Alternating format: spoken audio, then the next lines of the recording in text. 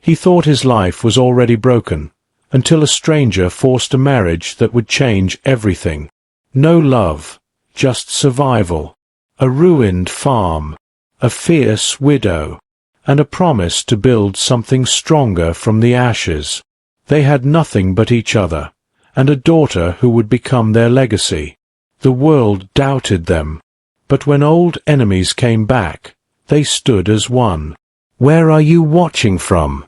Tell us below, and if stories of grit and heart move you, hit subscribe. This is a story you can't look away from. The barn was half collapsed, the wood rotten and sagging like it had given up on holding itself together. I stood there, shovel in hand, the late afternoon sun casting long shadows through the broken beams. Mud clung stubbornly to my boots, a reminder that the storm last night hadn't just been in the sky. My breath caught when she walked up, that giant of a woman, tall, fierce, wild hair whipping in the wind like a battle flag. She didn't waste time on pleasantries. Said something that hit me like a thunderclap, words I hadn't heard in years. Something about needing a strong daughter, needing a man who was honest, broken, beaten down but still standing. I dropped the shovel. Straw scattered around my feet. I wanted to speak, to argue, but she didn't wait. She pulled out a folded paper, a marriage contract with no flowers, no sweet lies, no promises to kiss hands or whisper dreams. Just work, food, shelter, and maybe one day, a girl strong enough to outlive both of us. I gripped the splintered handle of my tool, feeling like the weight of a curse or a miracle. She tossed the paper on the hay bale and walked off, leaving muddy boot prints and a man who'd lost everything. Hope, family, land, standing alone in the dust. 2 months before that day, I was riding cattle, fists full of hope, dreaming of a future that still had shape. But hope bled out slow. My horse was dead. My brother gone.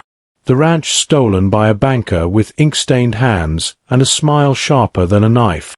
And now this woman, Maeve Callahan, wanted me to bind my life to hers, not for love, not for charm, but because I was the last honest man left in Dust Hollow. When I signed the contract, I strapped my father's old knife to my thigh, not expecting trouble, but because something about Maeve made you walk armed. She waited on the porch, arms folded, firewood stacked like a fortress behind her. Her house was stone and muscle, bigger than I imagined, much like her. She looked me over like she could see every line on my soul, from the worn boots to the weight of all my losses. "You still want to die?" she asked without softness. I blinked. Because she wasn't marrying a broken man. She needed someone who would stay, someone who would fight when the silence screamed the loudest. That night, I didn't sleep in the bed. The mattress felt too big, too clean, too permanent. I laid on the floor, the cold seeping into my bones.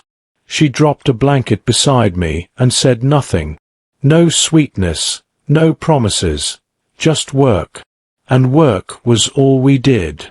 From dawn to dusk, building a life like building a fence post, one hole, one nail, one blister at a time. The next morning came cold, the sky a bruised grey that promised rain. I woke up on the floor again, muscles aching, back stiff from sleeping uneven.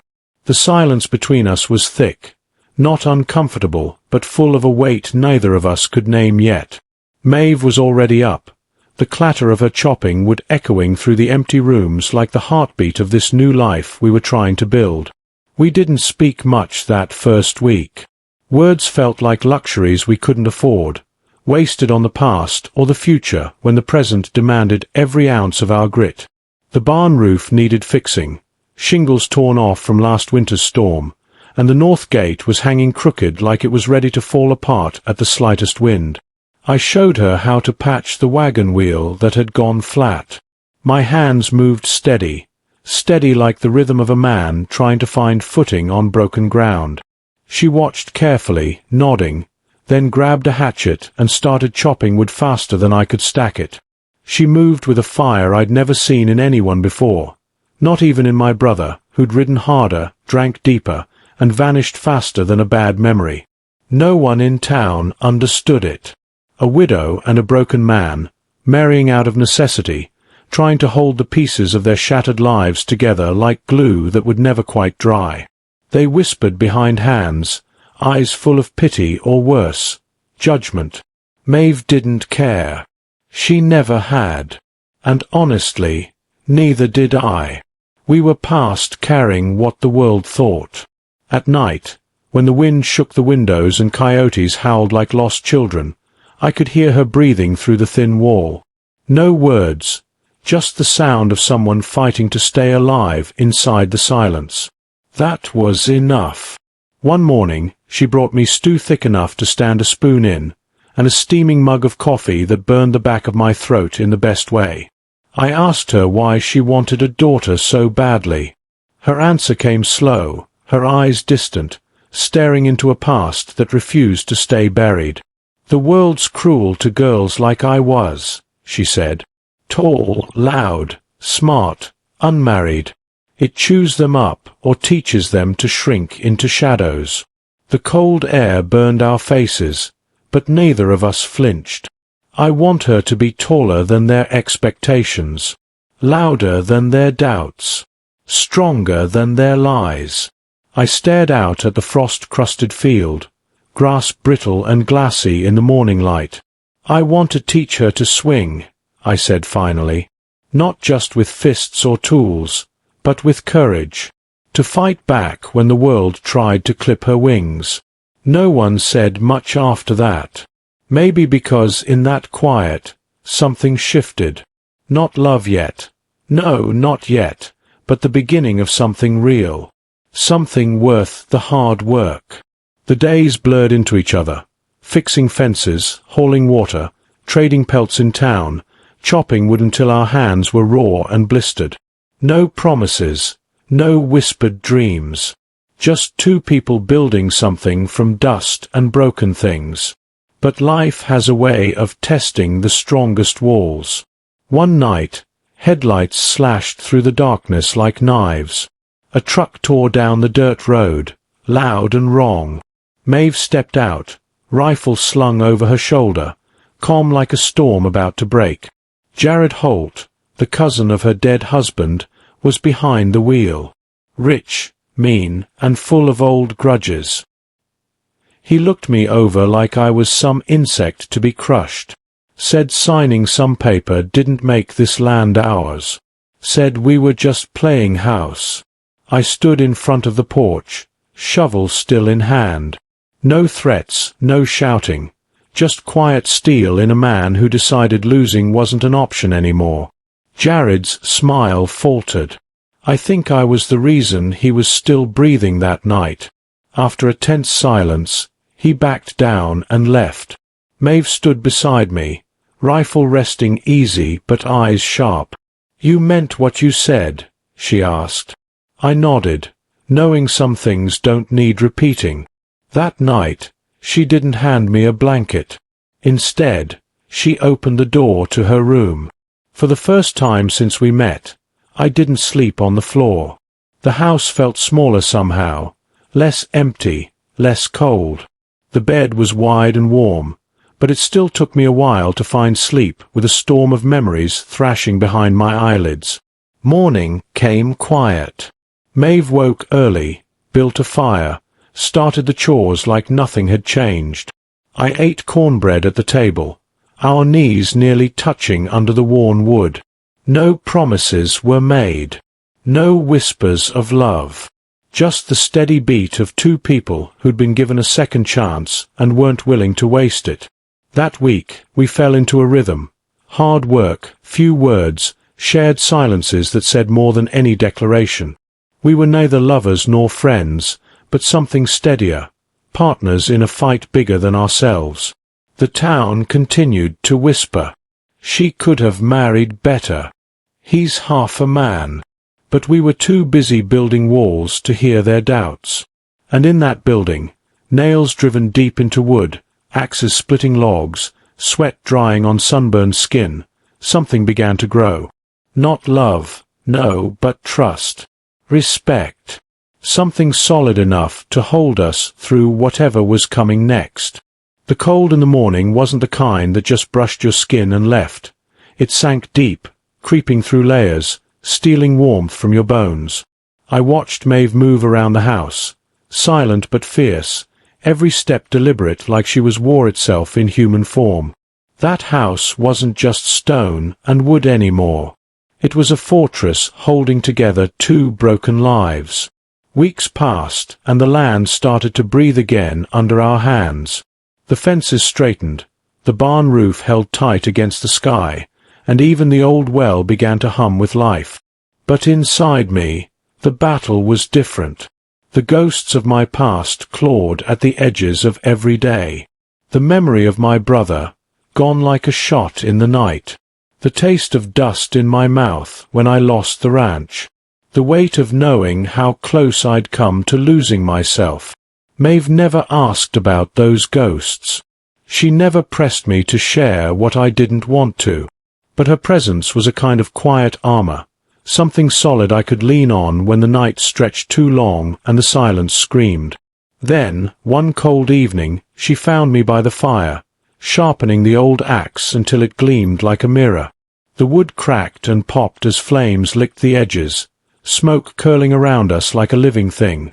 She sat beside me, no words at first, just the steady sound of breathing, two people learning to exist side by side without breaking. "I'm pregnant," she said, voice barely above a whisper. The words hit me harder than any gunshot. A life growing inside her, a new thread in this fragile tapestry we'd woven. Fear mixed with something I hadn't felt in years, a spark of hope. The world outside could keep whispering its judgments. We had something no one could take away, a future. The town exploded with rumors faster than wildfire. She married him for protection. That baby can't be his. She's too old for this. I heard it all. Maeve heard it all. But we moved through it like storms, unbroken. I remember walking into the general store one day, the weight of her pregnancy growing by the week. Mrs. Talbot looked ready to spit venom across the counter, eyes sharp and cold. I set down a sack of potatoes gently, turned slowly, and said, "Say something like that again, and I'll forget I ever learned to be gentle." The silence that followed wasn't just from fear. It was respect. Maeve and I didn't need their approval. We had each other, and the life growing stronger every day inside her. Winter settled over the land like a white blanket, thick and suffocating. Snow fell in heavy sheets, the wind howled like a wild beast, and the days grew short and bitter. That's when Jared Holt came back. He rode in the dead of night, 3 men behind him, armed and angry. They didn't knock. They set the edge of the east fence on fire and waited for the smoke to wake us.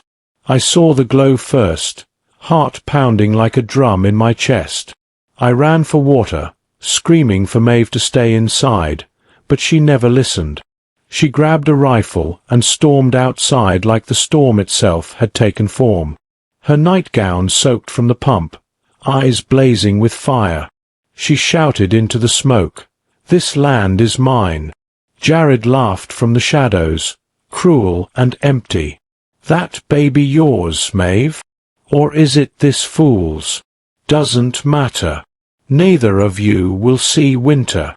I stepped into the firelight, bare feet frozen on the cold ground, bloodied knuckles from smashing a window to reach the hose. "I'm done playing humble," I said. Maeve tossed me the rifle. I caught it with one hand. What followed wasn't a shootout. It was a reckoning. I didn't fire first. I waited, calm, steady, terrifying. When Jared's men raised their pistols, I shot one in the leg, the second in the shoulder. The third ran before he could even lift his gun. Jared stood alone, shaking. "Go," I said. "Bring fire here again. You won't limp home next time." His mouth opened like he might argue, but Maeve stepped beside me, second rifle in hand, barrel tilted just enough. Jared left that night, not riding, walking back down the road like a beaten dog. The danger passed, but the weight of that night settled deep into our bones. Inside, Maeve's hands trembled. I wrapped a towel around her shoulders, poured her water, whispered, "It's done." She stared at me, eyes soft like they hadn't been in months. "I'm scared," she whispered. "Of him?" I asked. "No," she said. "Of how much I love you." No answer came. Just a quiet kiss on her forehead, soft like a promise. That night, we lay together for the first time, not out of passion but need, trust, and the fragile hope of what was to come. The baby came early, too early. A snowstorm howling outside, ice thick as glass across the windows. Maeve screamed once, biting down on a rag, not wanting me to see her cry. I boiled towels, fetched water, sat behind her, letting her crush my hands till the bones screamed. At 3:14 a.m., under lantern light and God's thunder, our daughter entered the world red-faced and angry as the wind outside. Maeve held her close, sobbing into her hair, whispering, "You came. You came anyway." We named her June. June's arrival changed everything and nothing all at once. The storm outside raged like the battles we'd fought, harsh, relentless, unforgiving, but inside that stone house, a fragile warmth began to grow. Maeve cradled her like a precious flame, whispering promises through tears, and I held the weight of a future I wasn't sure I deserved. Our daughter's cries were fierce and wild, echoing through the empty rooms and stirring something raw inside me. I watched Maeve with a mix of awe and helplessness as she transformed from the hard, untamed woman I'd married into a mother who could soften in ways no one outside those walls would ever see. But the world beyond our home remained unforgiving. The town didn't know what to make of us. A widow with a past full of scars, a broken man clawing his way back from nothing, and a child born in the teeth of a winter storm. Gossip turned to spite, whispers to open judgment. Still, we lived for June, the stubborn spark of life growing stronger every day. The baby's first breath was a battle cry, and raising her was a war we fought together without words, just the quiet understanding between two people who'd been tested and tempered by fire. Maeve named her June after the month her mother died, the only month that had ever felt warm to her in all of Wyoming's cold emptiness. June grew fast, taller than most boys her age, wild-eyed and fearless. She rode horses before breakfast and shot cleaner than the local sheriff. Books became her refuge, fences her playground, and the land a teacher no one else understood. The neighbors still whispered, "Too rough for a girl. Doesn't wear dresses. Never smiles." June didn't care. At home, her mama told her she was forged like iron, and her daddy read her poetry by the fire, hands blistered from hard work but steady as the rhythm of a life rebuilt. Every night, Maeve tucked June in with one line, a quiet defiance against a world scared of girls who refused to flinch. And every night June whispered back, "Then I'll never flinch." Life's battles were never far off. Shadows from the past lingered in the form of threats and dangers that tested our fragile peace. Jared Holt's name echoed in the cold winds that swept across our land, and we knew the fight was far from over. One night, 3 months after June's birth, a rider appeared at the gate, a sheriff hat in hand, eyes lowered with the weight of bad news. Jared Holt was dead. Drunk, drowned in his own well, took some of his men with him. One survivor warned he'd been planning another run on our ranch. The storm outside wasn't from the sky that night. It was inside us. Maeve held June close, firelight casting shadows across her sharp, tired face. I stood across the room, fists clenched, chest tight with a kind of rage that burns deep and slow. "You think it's over now?" she whispered. I knelt beside her, reaching for June's tiny foot. "No," I said. The kind of hatred Jared carried doesn't die with him. It waits for a crack. Maeve swallowed hard, voice softening. Then we don't give it one. In the weeks that followed, we fortified our home and our hearts. We installed a gate with a name carved into the arch, Callahan Ridge. Below it, in smaller letters, Home of June, born of fire, raised by storm. Time moved forward, and June grew into the fierce, unyielding girl we dreamed of. She rode harder, shot truer, read deeper. The town still whispered, but inside those walls, laughter found its way back. Maeve sang when she cooked, off-key but joyful. I started writing notes for June, hidden beneath the mattress, a quiet legacy in case life took me early. Our lives were far from perfect, the scars from the past still raw beneath the surface. But together, we built something stronger than any storm. And June, small and wild-eyed, became the flame that lit everything. Time was never kind on Callahan Ridge, but it was ours, rough, jagged, but ours. June grew like a wildflower pushing through cracked earth, strong and stubborn in ways that made Maeve nod quietly, a proud gleam in her fierce eyes. Watching her was like seeing both of us distilled into one small, fierce soul, as if the land itself had molded her. By the time she was 10, June was taller than most boys her age, riding horses before breakfast like she owned the horizon. She didn't fit into dresses, nor did she care about the town's whispered opinions. Around her, the world seemed too small, too quiet for the storm that raged inside her. Maeve and I had made a silent pact to raise June not to shrink from the world, but to face it with fists and fire. There was no coddling here, just truth, hard work, and love carved from sweat and dirt. The years brought calm, but beneath it simmered the old tensions. Our enemies hadn't forgotten. Jared Holt's shadow stretched long, even after his death. There were late-night noises, footsteps too heavy and too deliberate, broken fences repaired hastily, threats whispered in the dark. Each incident reminded us that the past was never truly behind us. Maeve never faltered. I never faltered. June watched, learned, absorbed. She became the storm's eye, calm, but capable of destruction. One afternoon, a letter arrived nailed to the front gate. No signature, just a single line scrawled in red ink. You took what ain't yours. We'll be back. Maeve read it twice, eyes narrowing. Without hesitation, she tossed the letter into the fire. The flames swallowed the threat, but the weight of it settled on our shoulders. For 2 days, Maeve was silent, rare for a woman who spoke with the force of a gale. I knew better than to ask. I'd seen this quiet before, the calm before the storm.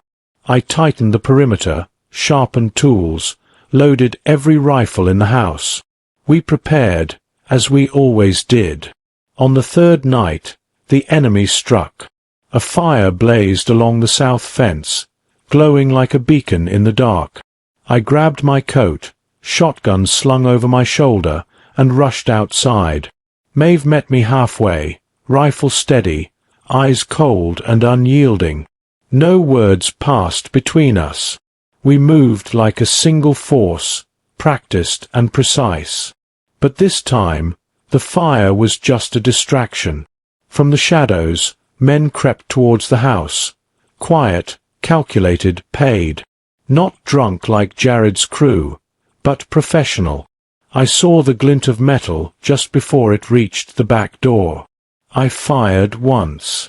The man dropped, screaming. Maeve spun, firing a clean shot to the leg of another attacker. They fell into the dirt, begging. I stormed over, fury boiling beneath my skin. Who sent you? The man gasped, blood bubbling in his mouth. Jared's brother. He wants the girl. Says she ain't right. Says the land needs a name that matters again. Maeve cocked her rifle. You tell him, she said. We already gave her one. Then, with a calm that made the cold night freeze in place, she fired into the dirt beside his head. He ran, limping, panicked, bleeding. I put out the last of the flames with my coat and leaned against the fence, breathing hard. "I'm tired," Maeve whispered. "I know," I said. She looked at me then, not invincible, not untouchable, just a woman who had survived too much and still chose love. "You think we can raise her without making her carry all this weight?" she asked. I nodded slowly. "We don't raise her to carry it. We raise her to break it." June's childhood was forged in fire and resilience. She learned to ride, shoot, read, and fight for what she believed in. The town's whispers followed her like shadows, but she walked through them unshaken. At home, we taught her about the land, about standing tall when the wind tries to break you, about love that isn't always soft but is always real. Maeve's voice filled the house with off-key songs and quiet lessons. My hands grew rough from work, but my heart grew full watching our family hold together. But time, as it always does, brings change. One spring morning, when June was 18, she told me she was leaving. "To learn, to teach, to fight better," she said, eyes steady. I nodded. "Your mom would be proud."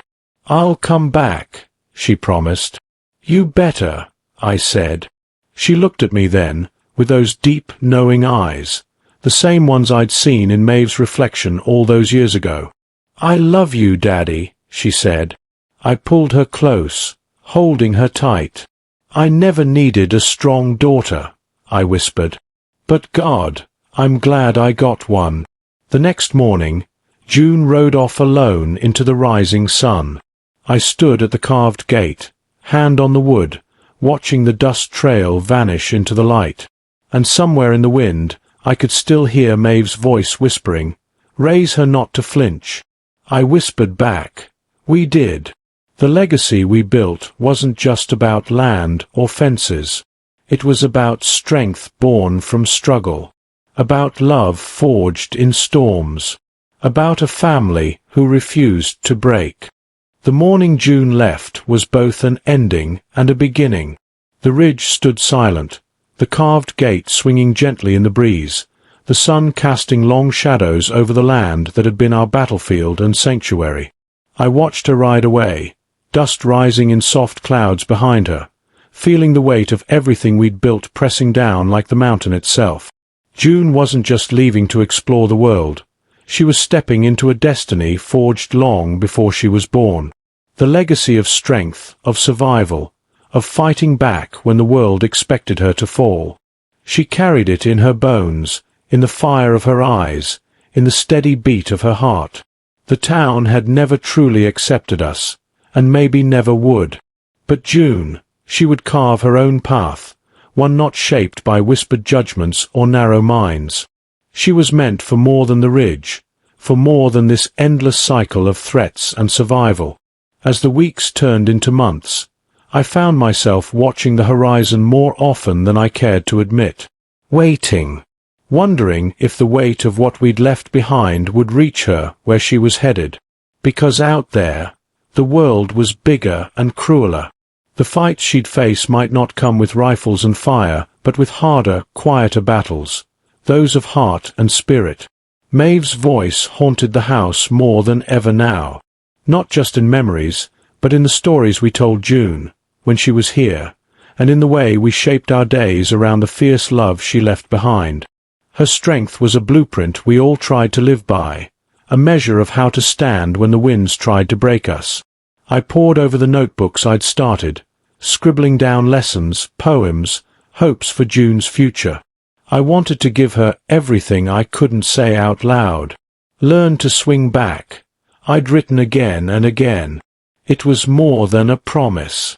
It was a commandment. June's letters came in sporadically, pages filled with stories of cities, strangers, new challenges. She wrote about harsh winters in places I'd never seen, of narrow alleys filled with voices and lights, of people who looked at her with surprise, curiosity, sometimes suspicion. But always, in her words, was the same fire, the same refusal to back down. One letter stood out among the rest. It was written in hurried script, edges torn and stained.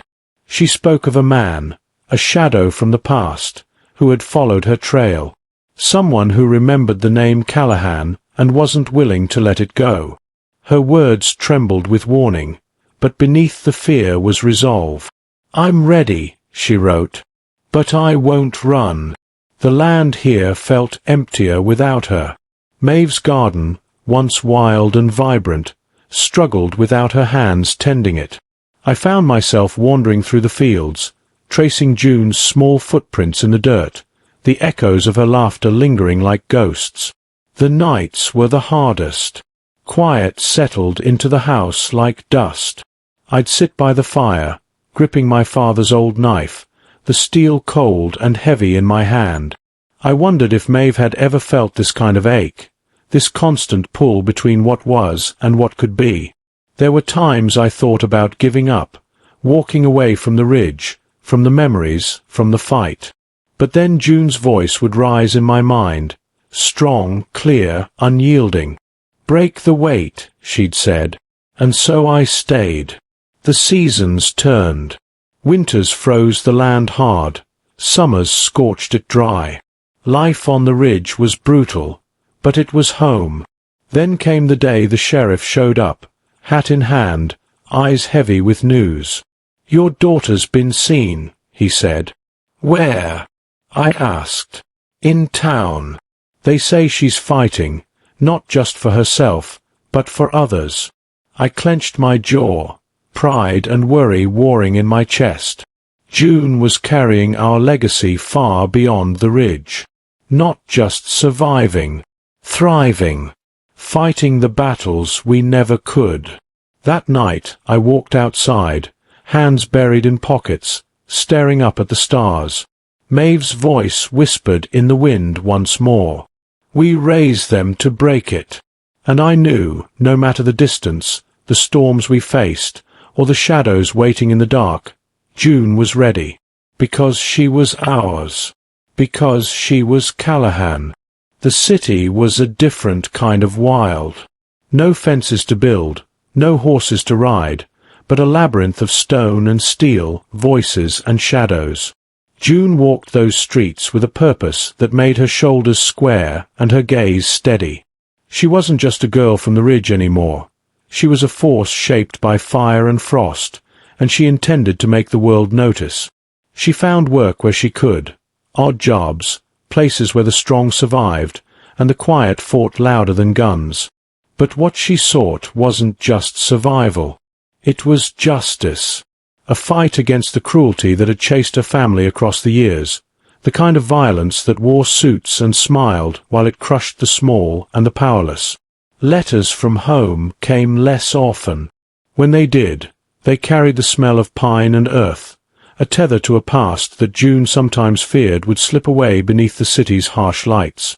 Maeve's garden was gone, the land neglected, and Eli, her father, carried a quiet worry that she felt in the spaces between his words. But June was determined. The ridge had taught her how to stand when the wind tried to break her. It had given her hands that could fight and a heart that refused to flinch. She found herself drawn to a small community on the city's edge, people who, like her, had been pushed to the margins. They shared stories of pain and hope, and June listened, learning how to wield her strength not just for herself, but for them. The fight wasn't with rifles or fire anymore. It was in courtrooms, on crowded streets, in whispers and protests. It was harder, quieter, but no less brutal. June learned to navigate the maze of power, corruption, and fear that held the city in its grip. She became a voice for the voiceless, a shield for those who had none. But the past has a way of following you, no matter how far you run. One evening, as June walked home through dim streets, she sensed eyes on her. Shadows shifted, and the weight of the Callahan name pressed against her like a storm cloud. A figure stepped from the darkness, a man with a cold smile and a memory that refused to die. "Thought you could leave us behind," he said. June's heart pounded, but her voice was steady. "I'm not running." The man laughed, a sound that held promises of pain. "You should have stayed on the ridge." But June stood tall. "I'm here now. And I'm not alone." Word spread quickly after that night. Threats came, not just to June but to those around her. The city's undercurrent of violence rose to meet her challenge. Back home, Eli and Maeve's spirit felt the tremors. The ridge was quiet, but the storm was brewing. Eli's hands trembled less as he read June's letters, each filled with determination and danger. Maeve's voice echoed in his mind, urging strength, patience, and fire. He prepared the ranch for what was coming, but his mind was with his daughter, fighting a war neither of them could yet see clearly.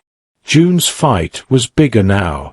Not just for the ridge, not just for her family, but for every soul crushed beneath the weight of fear and injustice. She was becoming more than a daughter of the ridge. She was becoming a symbol. And symbols come with a price.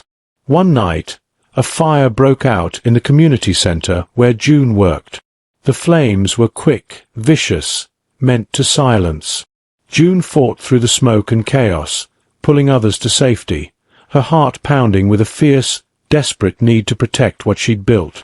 When the smoke cleared, the city was watching. June's face was everywhere, fierce, defiant, alive. But the threats didn't stop. Letters arrived at Eli's door, unsigned, warning of a reckoning. The ridge waited, holding its breath. June knew the fight was far from over, and she was ready to carry it, no matter the cost. June had learned quickly that strength alone wasn't enough in this city. The fights weren't always loud, but they were no less deadly. She needed allies, people who understood the rules of this harsh world, who could move quietly and strike when the time was right. People she could trust with her life. Her first real ally was Marla, a woman with eyes like steel and a past as tangled as the city streets. Marla ran a small underground network, a mix of safe houses, information, and a crew of fighters who lived by their own code. She had seen too many fall to the city's poison, and wasn't about to let June be another casualty. They met in a cramped room behind a shuttered bakery, the air thick with smoke and whispered secrets. June didn't speak much at first, but Marla could read her like a book. "You're not here for a fight," Marla said, lighting a cigarette with a steady hand. "You're here for a war." June nodded.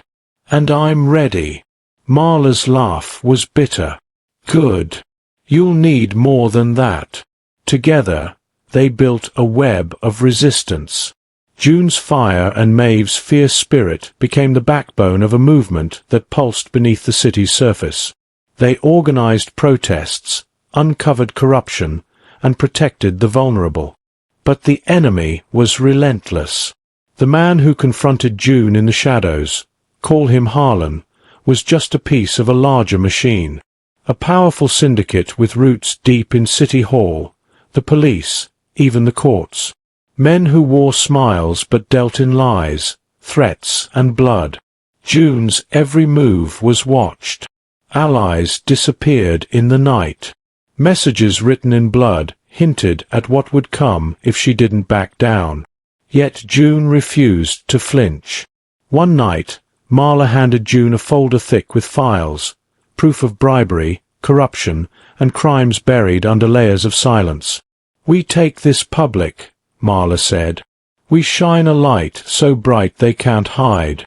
June felt the weight of it all, the risk, the stakes. But the fight for justice was the only fight she'd ever known.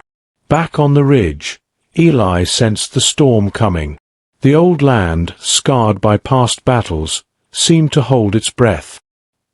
He strengthened the fences, sharpened his knives, and sent messages to old friends, men who owed Maeve and the Callahans a debt. He knew June was in danger. Maeve's memory was a compass, guiding him through the dark. The city nights grew colder. June's safe houses were raided. Marla was taken once, but they found her, battered but unbroken. Each attack only steeled June's resolve. The media caught wind of the scandal, stories of corruption spreading like wildfire. June became a beacon, hated by some, revered by others. The night of the big reveal came. June stood before a crowd, evidence in hand, voice clear and unyielding. She spoke not just for herself, but for every voice silenced by fear. The city shook. But the fight was far from over. In the shadows, Harlan and his syndicate plotted their next move, one final strike to break the spirit of the Callahan legacy. June knew what was coming, and this time, she wasn't just fighting for survival. She was fighting for the future, for the legacy of the Ridge, for her family, for the strength Maeve had forged in fire, for the promise Eli had kept, for the daughter who refused to flinch. The city never slept, but that night it held its breath. June felt it in the air, a tightening, like the calm before a storm so fierce it threatened to tear everything apart. The files she and Marla had released exploded across headlines, shaking the foundations of power that had ruled with iron fists hidden behind velvet gloves. People talked in whispers, some hopeful, others trembling with fear. But June knew better. The fight was far from over. In the weeks that followed, the streets simmered with unrest. Protesters marched with signs held high, their voices a chorus demanding justice. But beneath the surface, the syndicate retaliated in darkness. Allies vanished overnight. Safe houses burned to ash. The city's shadows lengthened and thickened. June moved cautiously, every step measured and deliberate. She trusted few and watched everyone. Marla was always at her side, fierce and unyielding, a steady anchor in the chaos. Then came the call. "June," Marla whispered urgently as they huddled in the dim light of their hideout, "there's been a breach. Harlan's men found out about the warehouse where we keep the evidence." The cold pit of dread settled in June's stomach. That warehouse was the heart of their operation, the proof that could bring down the syndicate once and for all. Losing it would mean losing everything. "We have to move it," June said, voice tight but resolute. "Tonight."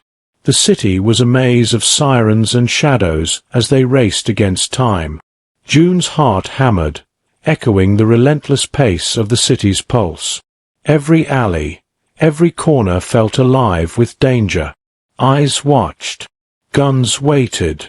They reached the warehouse, heart pounding as they packed the files, the hard drives, the irrefutable truth. Just as they were about to leave, the unmistakable sound of boots echoed in the distance. "Too late," Marla said, voice low but steady. The door burst open. Floodlights cut through the darkness, illuminating faces twisted with hatred and greed. Harlan stood at the forefront, smirking like a predator with his prey cornered. "Thought you could dance in my city without consequences?" he taunted, voice dripping venom.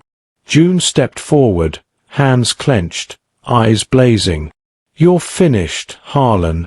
This city deserves better than you." He laughed, a sound like dry leaves rustling in a dying wind. "You think your little rebellion can bring me down? You're nothing but a girl playing at war." But June was more than that girl. She was the blood of the Ridge, the fire of her mother, the steady hand of her father. And she was ready. The raid was swift and brutal. Shots rang out, glass shattered, and chaos erupted. June and Marla fought back with everything they had. Fists, fire, unyielding will. But the numbers were overwhelming. Just as they were about to be overwhelmed, the sound of engines roared, a familiar sound that brought hope and fear. Eli's old friends arrived, weathered men with scars and quiet vengeance. They crashed through the syndicate's lines with grit and fury, turning the tide. The warehouse became a battleground, steel clashing, bullets flying, cries rising above the chaos. June found herself face to face with Harlan. His eyes were cold, but hers burned with something fiercer, years of struggle, pain, and unbreakable resolve. "You don't belong here," he spat. "I belong wherever I choose," she said, voice steady. Their fight was brutal, each blow carrying the weight of their worlds. But June had learned to swing back harder. In the end, Harlan fell, defeated not just by her strength, but by the spirit of a legacy he never understood.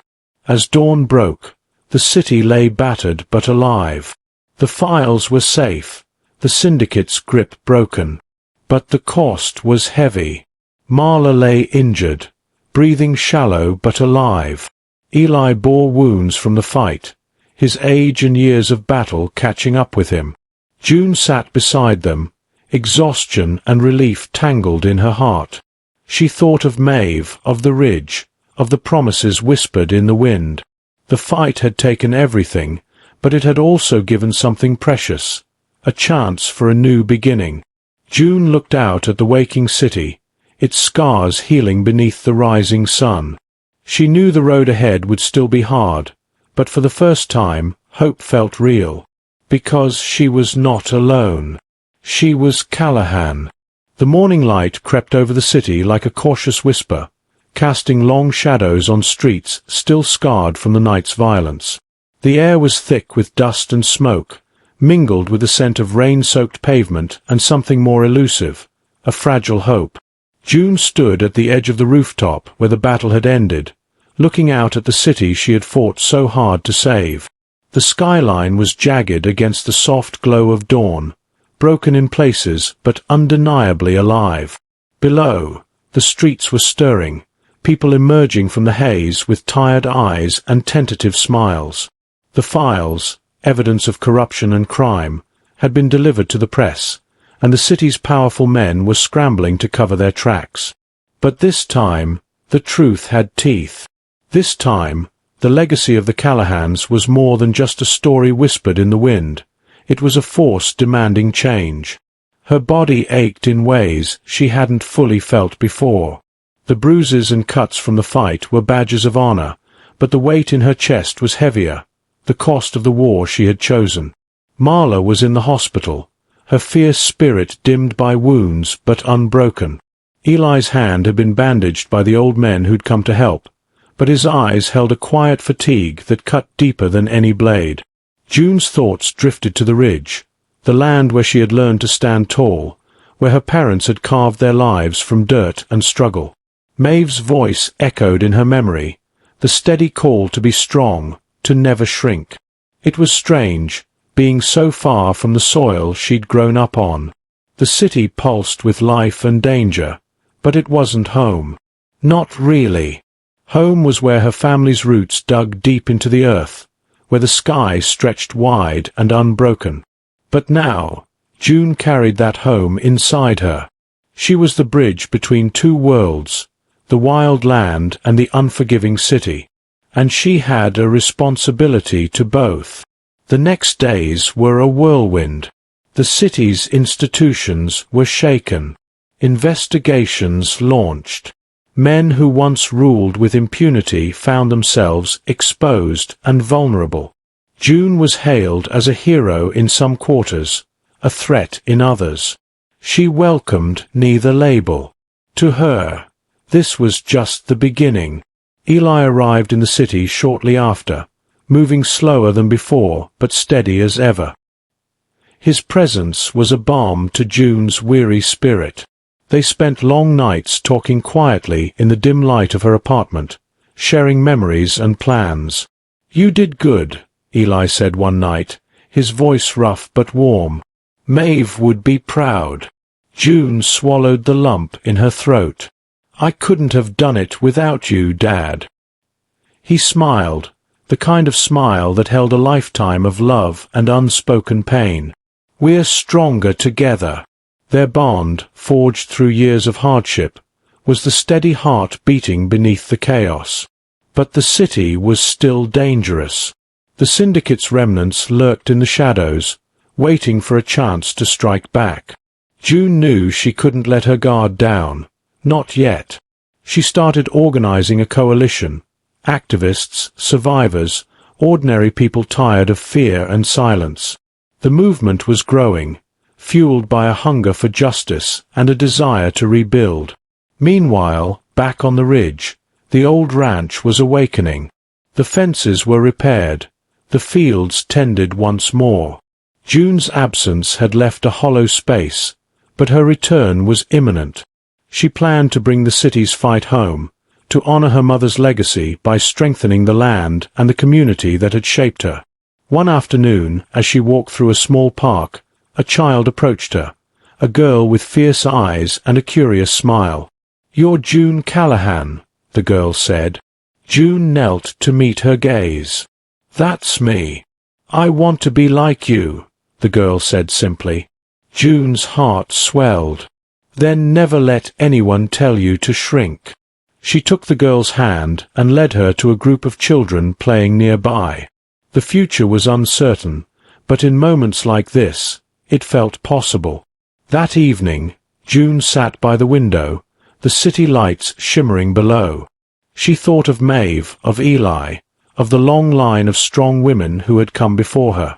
She whispered a promise into the night, to keep fighting, to keep standing, to never let the world make her flinch. Because this was more than a battle for justice. It was a fight for a legacy of strength, love, and resilience. And June Callahan was ready to carry it forward, no matter what storms lay ahead. The day dawned slow and deliberate, as if the world itself paused to witness what was coming. June stood at the edge of the ridge, the place where her story began and where it would now come full circle. The wind tugged at her hair, carrying the scent of pine and earth, the smell of home. The city was far behind her now, its chaos replaced by the quiet strength of the land. But the lessons she had learned in the streets, the battles fought in shadows and light, were etched deep into her bones. She looked out across the expanse of Callahan Ridge, the fields stretching wide and wild, the house sturdy against the morning sun. Here, generations had carved their lives with sweat and grit. Here, her parents' legacy breathed in every stone and tree. Her hands traced the rough wood of the porch railing. It was the same spot where Maeve had once stood, a woman as fierce as a storm and twice as unyielding. June's heart ached with all she had lost, and all she had gained. Behind her, Eli moved slowly, leaning on his cane but standing tall. Age had softened him, but the fire in his eyes remained. He had been her shield, her guide, and now, the quiet strength she knew she could always count on. Together, they had survived more than most could bear. And now, it was time to build, not just fences or houses, but a future. The years since the city battle had been hard. The coalition June started grew into a movement that reached beyond city limits, spreading to towns and rural communities hungry for change. But the fight was ongoing. Corruption wasn't so easily uprooted, and enemies lurked, waiting for cracks to appear. Yet June refused to give them even an inch. She had learned to carry the weight of it all without letting it break her. Because this was more than a fight. It was a promise. One morning, as the sun painted the sky in hues of gold, June found herself in the nursery of the Callahan home, cradling her daughter, her namesake, little June, wild-eyed and curious. The baby's tiny fists curled around her finger, strong already. June whispered softly, "You came anyway." Her mind drifted back to that fierce night of birth, to the storm outside and the storm inside her mother. Maeve's words echoed in her soul, "Raise her not to flinch." That promise was now hers to keep. Outside, the ranch buzzed with life. Horses neighed, the sound of hammers rang from the barn, and the scent of fresh earth filled the air.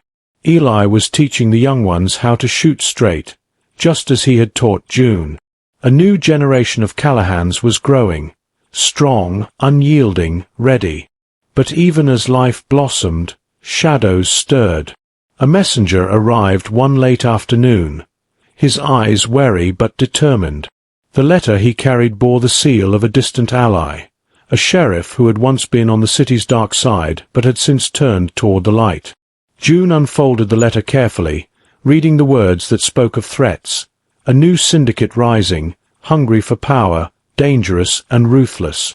The past wasn't done with them. She gathered her closest friends, Marla, now recovered and sharper than ever, Eli, and the young fighters who had stood by her side. "We've built something strong here," June said, her voice steady. "But strength isn't just about muscle or fire.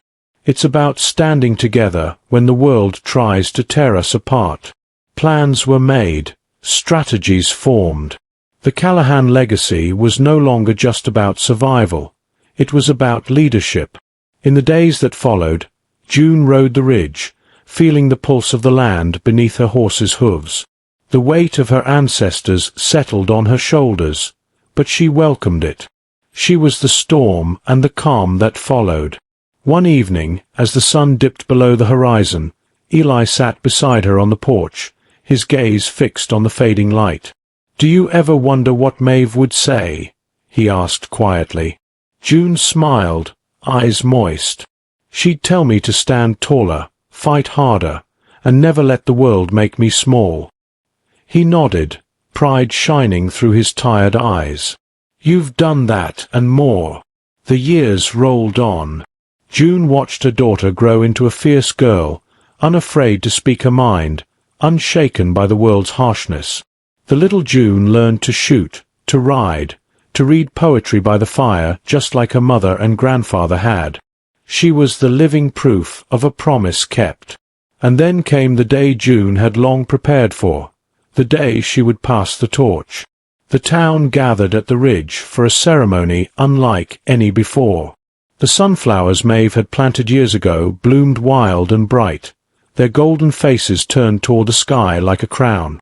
June stood before the crowd, her daughter by her side, and spoke not just as a leader, but as a daughter, a mother, and a guardian of a legacy forged in fire.